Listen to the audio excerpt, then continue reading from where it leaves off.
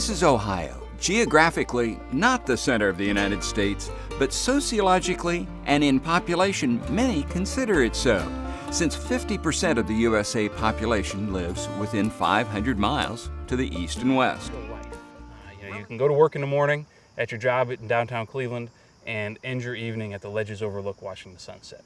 So you get to kind of have the best of both worlds living in Northeast Ohio. A variety of ways. This is Lock 38, and today you can see a historic recreation of how the lock actually works. So it's been rebuilt completely from top to bottom, all the way down to the ground, and we have costumed interpreters. A lot of our volunteers come out and take part in this, and we'll show you how the lock doors actually work and how the water was moved up and down, and give you a little history on the Ohio Erie Canal and the boats and why a lock was an important piece to the overall picture of the canal falls.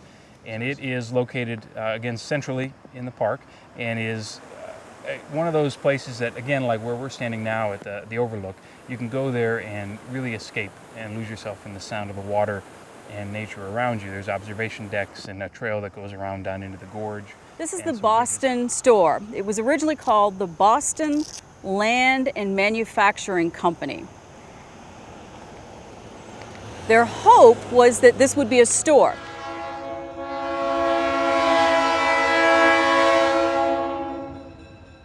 The coolest thing about the railroad is it runs through the heart of the Cuyahoga Valley National Park.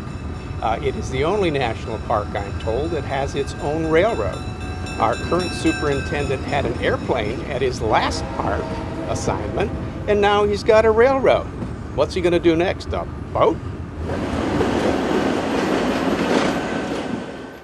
The Cuyahoga Valley Scenic Railroad has been in operation since the late 1800s. In Ohio, there are a few other Park Service sites, the most notable, the Dayton Aviation Heritage National Historic Park, which encompasses several locations.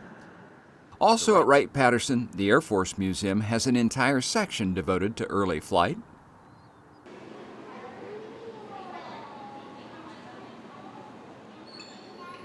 Other National Park Service sites in Ohio, the First Lady's National Historic Site in Canton. The Hopewell Cultural National Historic Site, which consists of 5 different burial grounds in Ross County.